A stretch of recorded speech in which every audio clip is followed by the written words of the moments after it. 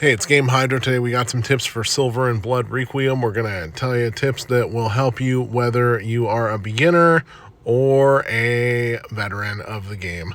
So up here, we got a few things in the settings menu that you probably want to know. So this game has a huge problem with your phone getting super hot when you play it. So go to the graphics area, and if that is a problem that you are having, which it probably is if you don't have one of the brand newest phones, turn down the graphics quality, turn down the frame rate, and this will likely not only help that and help stop the lagging, help your battery life, and things of this nature. So I've got an iPhone 13 Pro, which is infamous for heating up, and at this point, it's about a 3.5-year-old phone. So downgrading the graphics, something you'll need to do. If you didn't select download all the data from the beginning, you're probably getting annoyed by now with the game trying to download stuff on the fly. So go to download without Wi-Fi. If you have some mobile space or some bandwidth to spare, turn that on. And over in the account area is where you can enter redeem codes. Now, I don't have any specific redeem codes yet for this game. I'm going to type in one of my favorite codes that appears in a lot of games. VIP777. Let's see if that does anything. Nothing there. That's okay, though. I'm sure redeem codes are going to be coming pretty soon. And you can change stuff in the battle area, whether gameplay stuff like target indicator. Make sure the skill animation is either on play once daily or close if you want to kind of speed things along. But if you just like watching pretty graphics, turn it on always. Although I don't understand honestly why you would, but that's okay. Ultimate indicator, camera shake. The camera shake thing, that's a bit of a more of a graphics intense thing. So that's another option you can change if you want to save some bandwidth. All right. Anytime you see that yellow diamond icon with the exclamation mark, most of the time that means you got something free to claim, a free prize to claim. Sometimes it just means you got something to look at. For example, tap on the bell icon, and it typically over here, it mostly just means stuff to look at. If you want to, oh, look at that. We got some redeem codes. You can join stuff for redeem codes. Go to that info button under the bell icon if you want to find some easy redeem codes, but you're also going to find them on social media and elsewhere. But anyways, tapping around fast will make the yellow exclamation marks go away if there is nothing to claim. If there is something to claim, they won't go away. Let's check the mail area. You got stuff to claim in pretty much all these different mails. So we're going to hit claim all in the corner to see what we got. Not only do we have some new vassals, but we got some other fun prizes too. The most rare thing, of course, that we got is our new SSR, Hattie. I guess that's how you pronounce her name. So now that we got a new vassal, obviously we want to build that character a bit. So find Hattie down here, tap on her, hit the plus button, and so leveling up your folks, you're going to need both Pure Blood Essence.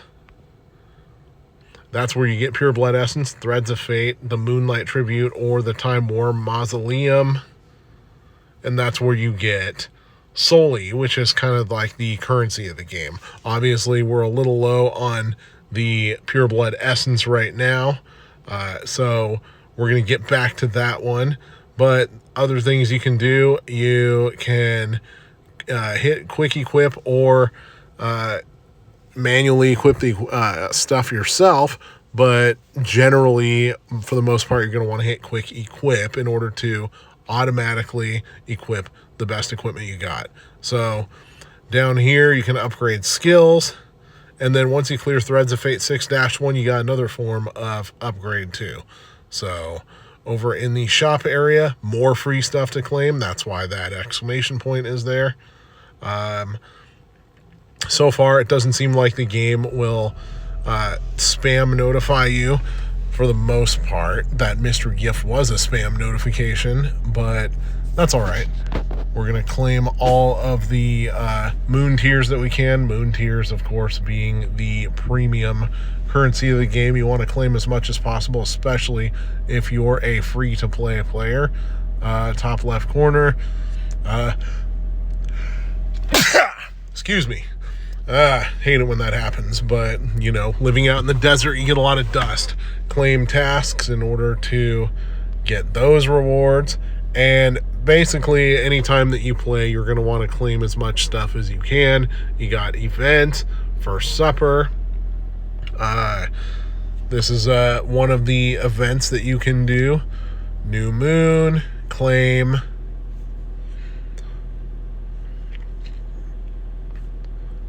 Hit back, first supper. It says there's something else to claim here. Oh, Cycle of Fate, here we go. So, stuff to claim here. Summon scrolls, that's a good one. We're going to recruit some vassals using those summon scrolls in just a little bit. Over here, we got some free moon crystals or blood or whatever the hell you call it to claim.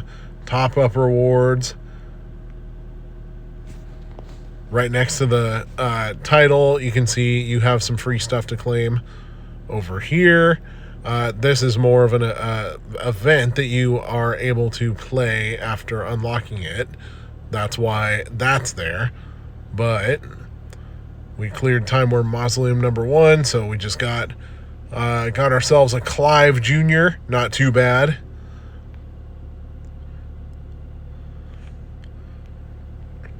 And I was wrong about that earlier one. We claimed Impusa. So you can claim a lot of vassals even without doing summons, just by completing various events, including, as you saw, the SSR that we claimed, Hattie.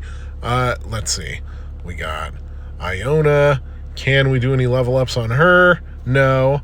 But we can do the breakthrough using the Spirit Siphon. We got enough stuff to do that.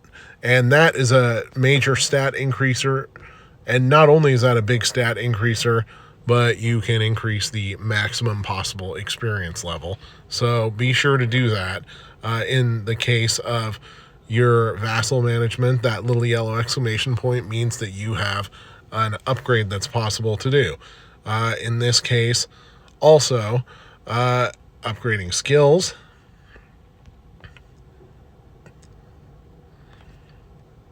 And invitation. Let's see what that invitation button does. Loading. So, banquet. Tap that. What tempts your appetite tonight? Let's auto-select banquet.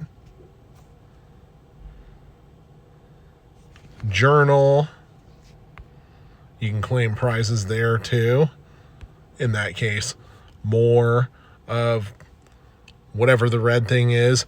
It is kind of difficult sometimes to remember the name of all the currencies in this game. I'm used to it just being gems. All right, moon tiers. There we go.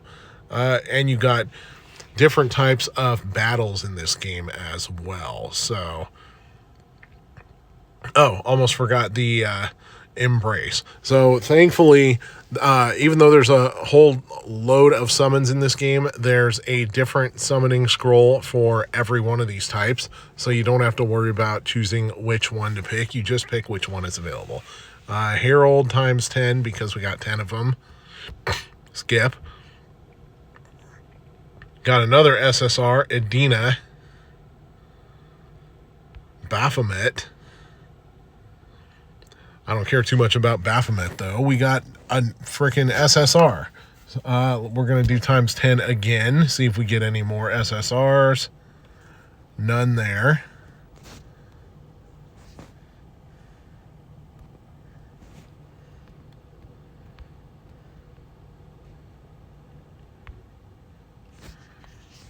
So, of course, select vassals for the rituals.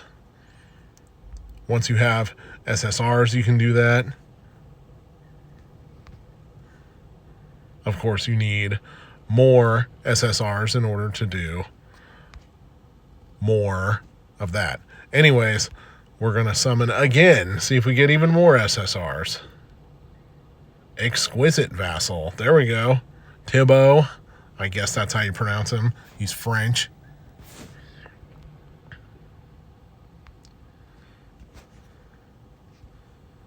So it looks like drop rates are pretty decent over here. All right. Now, in, of course, the main battles, which is the Thread of Fate, your levels are going to be in use, but in a lot of the event battles, your levels are going to be your levels are all going to be put to a set point, so that's when team building becomes a little more important. We'll go over those in a little bit. We'll do one of these battles and go over it for now, though. Now, these battles, for the most part, you can complete them effectively by putting on auto battle, which is that little cross swords icon at the top right that I just tapped, and of course ×2, because hey, it's a gotcha game. Everybody kind of wants to speed things along. So down at the bottom right corner, you got these skills that pop up. You can aim them specifically. We'll go over that on the next battle. This one finished too fast. All right. Character level up to 9. That's fun. Now, your levels of your vassals aren't beholden to your character levels here, so that's not something you got to worry about too much. But be sure to collect these memory fragments in order to either get parts of the story or get free moon tears. I don't know why they gotta make the moon tears look like blood. I guess blood moon being the theme, though. But the main levels, one of the better places to get pure blood essence and Soli. We're going to start this battle. We're going to leave this one on manual so that we can go over some stuff.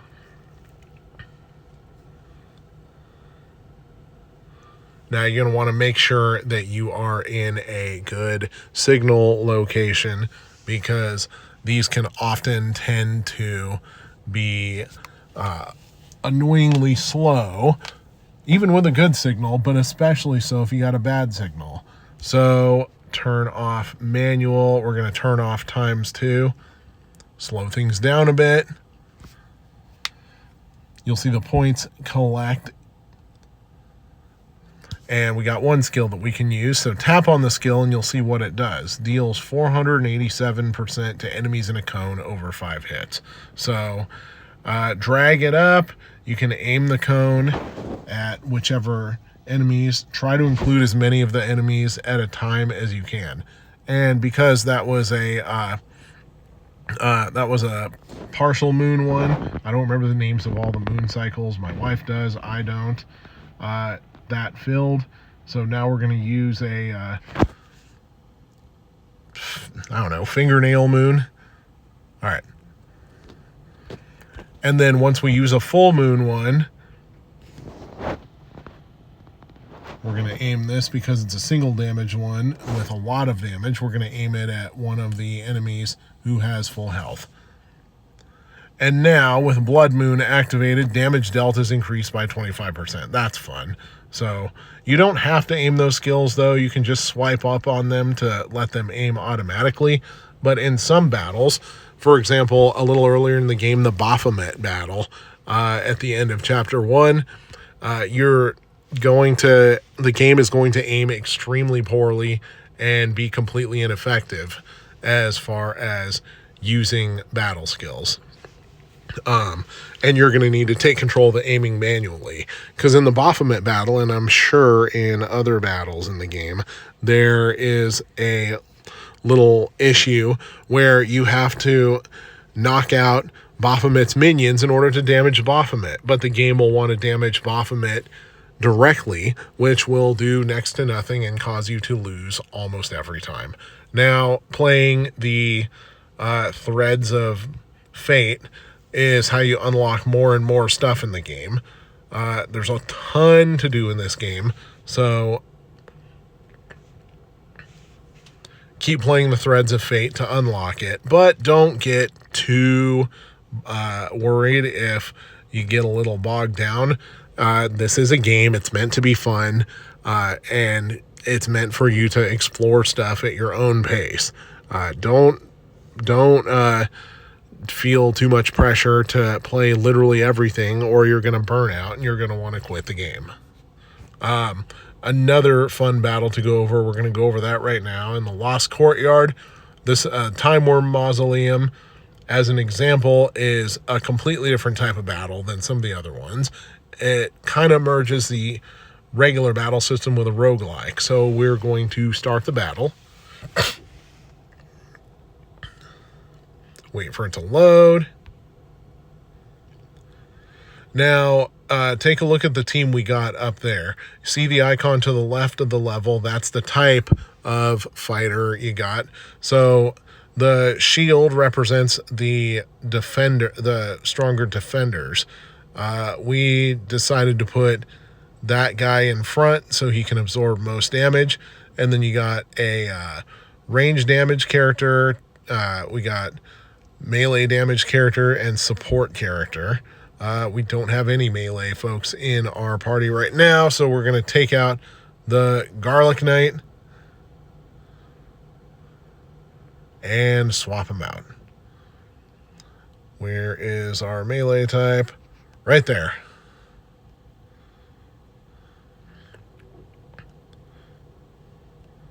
And we're going to move them forward and move the support type dude back.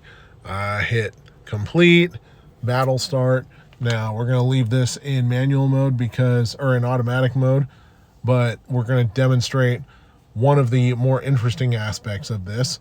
It's kind of a roguelike type battle. You got a ton of these dudes coming at you, and when the bar at the top fills up, you're going to be able to put a couple boosts on. It's kind of like some of those backpack roguelike games where you'll get to take the 2 items on the right and move them into your inventory. Sealed Meteorite Shield, that's a damage bonus for everybody, so that is definitely wanted. And then Wolf Fang, lifesteal rate plus 10, that's definitely nice. Once you run out of room, you can put the expansion item in there too. Don't put that in there too early before filling your slots. Put it in there as needed, because it won't actually do anything for your stats. All it's going to do is give you more room to put new boosts down as you gain levels. We're going to let the fighting commence a little bit more. The bar fills up again, and you're going to get more of these things. We're going to need an expansion item for the steel fan over there. So let's do this expansion item. Steel fan, all melee units deal damage in a cone. So obviously that's a big boost to the splash damage. Let's go with that and see what happens. Top right corner, you can see the timer running down to finish the battle. That doesn't mean that's necessarily how long the battle will last. The battle will simply last until you get through all the waves that are necessary in order to win. And these battles are a pretty good way also to get upgrade materials for your folks. So if you get some new SSRs, definitely be sure to engage in those battles.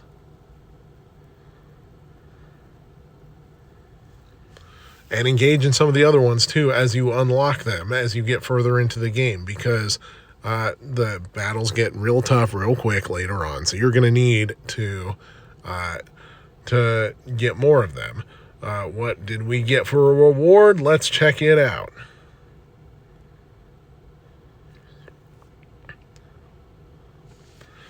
And we got one of those keys which allows us to claim the stuff inside. So tap each item if you want to know what it is. Use to upgrade specials, upgrading ultimate,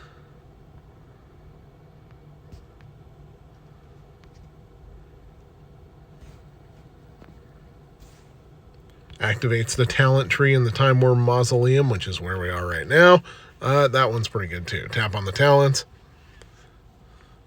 and you can use these items, the Time Worm compasses, in order to activate the tree. Unfortunately, the first one takes 2,000 in order to activate, and then you're going to need to activate the previous talents to unlock that. So we're going to come back to that later. In the achievements area, let's see what we got. Oh, look at that. More of these clamshell looking things. And more again. Now we can unlock a talent in the talent tree. Activate to grant all vassals in the Time Worm Mausoleum higher attack, higher hit points. So you're definitely going to want to upgrade those ASAP. And then over in the gallery, of course, you can tap on these. You don't really get any bonuses from tapping on those. That's just one of those look at me kind of things. But sometimes in other portions of the game, there's bonuses that you can get just for looking at those things. So be sure to check them out sometimes and see if you can get one of those bonuses. Additionally, over here, be sure to do the Moonlight Tributes whenever you can, basically, because this is just idle income. So collect it even if you haven't been offline for too long, because you're going to get upgrade materials that way. And you can use extra sermons either by time cooldowns or by spending a little bit of your hard-earned moon tiers. We're going to spend some moon tiers, claim some stuff. It does get more expensive, though, as you continue to spend moon tiers on it. Just be aware of that, and you earn more of it as you get further and further into the game. All right, now this will allow us to get some of our SSR vassals up to speed. Let's see. We've already got the Magician up here. Striker, we're going to go with the Striker. Obviously, it's going to take a lot of upgrade materials to get some of these ones up to snuff. There we go, level 24 there.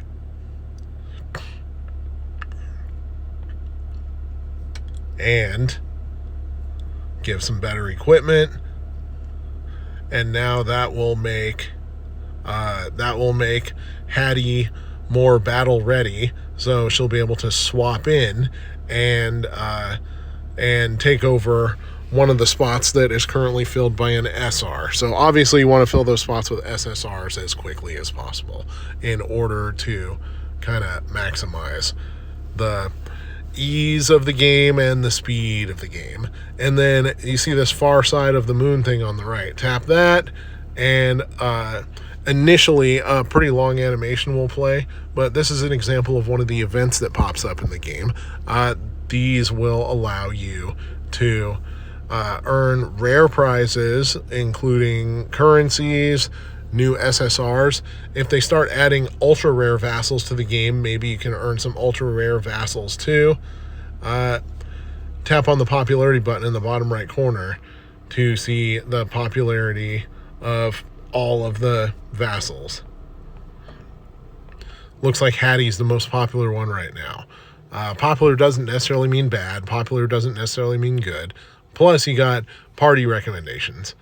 All right, that's about all the tips we wanted to go over right now for Silver and Blood Requiem. This is Game Hydro. Thank you for watching. Please like and subscribe. If you want to see any more content about the game, then be sure to leave a comment and let us know.